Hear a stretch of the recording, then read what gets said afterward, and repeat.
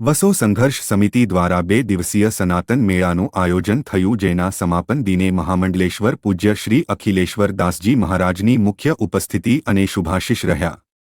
ઉપરાંત આ કાર્યક્રમમાં અખિલેશ્વર દાસજી દ્વારા હિન્દુ સામાજિક સમરસતા, લવ જેહાદ, લેન્ડ જેહાદ, હિન્દુ ધર્મસ્થાનોનું મહત્વ ઉપરાંત ધર્મ અને રાષ્ટ્ર વિશે પાયાની જાણકારી આપી. સાથે સાથે મહારાજજીના હાથે ગૌ પૂજન કરવામાં આવ્યું અને ગૌમાતાને લાડુનો પ્રસાદ જમાડાયો. આવો જોઈએ આગળનો રિપોર્ટ ધનંજય શુક્લ સાથે.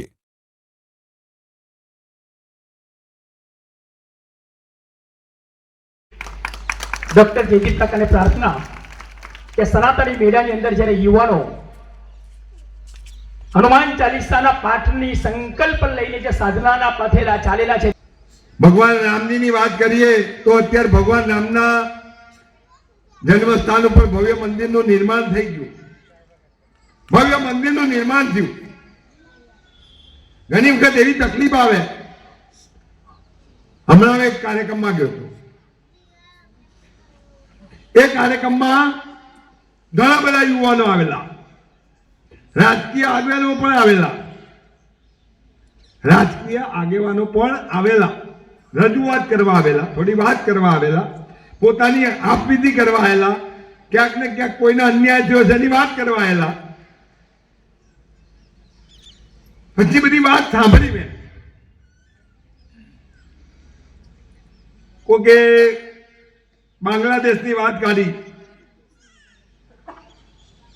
બાંગ્લાદેશમાં હિન્દુ પર અત્યાચાર થઈ રહ્યા છે. સાચી વાત છે, એના માટે સંઘર્ષ કરવો જોઈએ. હમણાં એક બેનર ઉપર કુંભ મેળાનું એક બેનર હતું અને બેનર ઉપર એક સંત મહાત્મા હતા, શંકરાચાર્યજી મહારાજ. એમણે કીધું કે બાંગ્લાદેશના લોકોએ અને જેટલા વિધર્મી લોકોએ એટલા સમજી જવાની જરૂર છે. અમારી નાગા બાવાની કેટલી ફોજ છે, લાખો લોકોની ફોજ છે, બધા હથિયાર લઈને ફરે છે. એ આખા ચાલતા ચાલતા આવી જશે ને તો પણ બાંગ્લાદેશ ખતમ થઈ જવાનું છે. જય શ્રી રામ એવું થવા માંડ્યું છે હવે પણ. હો હા, ધંધો કરવો હોય તો જય શ્રી રામ બોલવું પડે.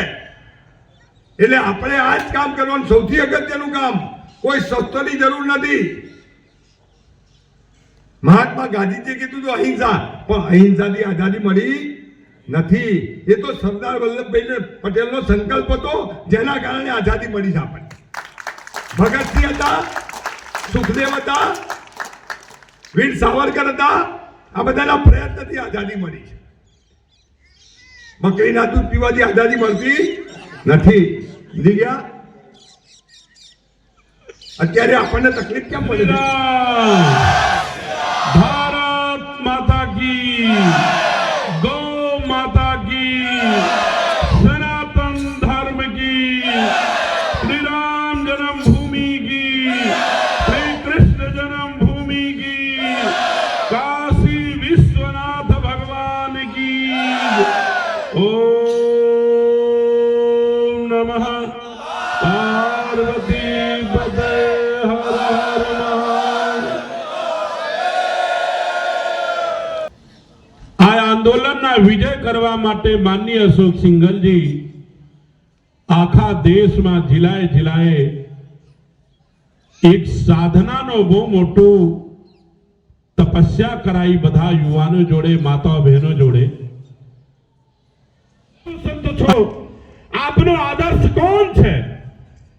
તો પ્રસન્ન મનથી એમ કહીશ, મારો આદર્શ સરદાર પટેલ છે, મારો આદર્શ ચંદ્રશેખર આઝાદ છે, મારો આદર્શ ભગતસિંહ છે, મારો આદર્શ વીર સાવરકર છે, મારો આદર્શ શિવાજી છે, મારો આદર્શ ઝાંસી કી રાણી છે, મારો આદર્શ ગાંધી નથી. ભારતના સંતો ક્યારે રાજકીય ભાષા બોલ્યા નથી.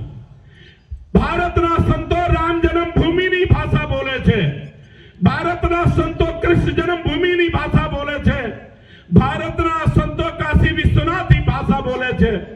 ભારતના સંતો 370 કલમની ભાષા બોલે છે.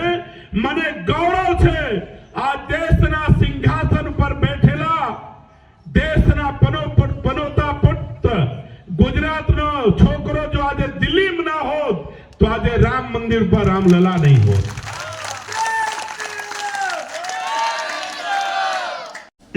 પણ જગ્યાએ કોઈ પણ ભલે મને નુકસાન જાય, મોંઘી વસ્તુ મળતી હશે તો હું એ જય જય શ્રી રામ, બે હાથ ઊંચા કરીને જય જય શ્રી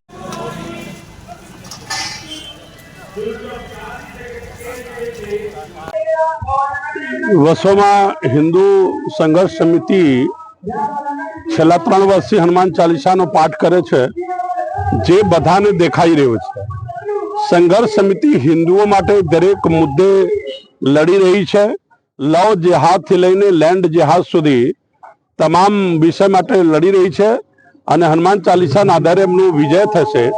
આ દેશમાં જેટલા દેશદ્રોહીઓ છે એના તમામ માટે સંઘર્ષ સમિતિ કામ કરી રહી છે અને વિજય થશે. યુવાનોને શું સંદેશો આપવામાં હનુમાન ચાલીસાનો પાઠ કરો અને જે બહેન દીકરીઓ માટે ખોટી આંખ ઉપાડે છે, નજર ઉગાડે છે, એને જબડાતોડ જવાબ આપો અને જે દેશદ્રોહીઓ છે, હિન્દુના દુશ્મનો છે, એનાથી દૂર રહો. લવ જેહાદ લેન્ડ જેહાદથી હિન્દુઓની રક્ષા કરો. તમામ લોકોને હિન્દુ સમરસતામાં હિન્દુઓ જે જાતિઓમાં વેચાઈ ગયા છે, કોઈ કહે છે હું બ્રાહ્મણ છું, કોઈ ક્ષત્રિય, કોઈ વૈશ્ય, કોઈ શૂદ્ર, આ તમામ લોકોથી મારું આપના માધ્યમથી નિવેદન છે, તમામ લોકો ભૂલી જાઓ.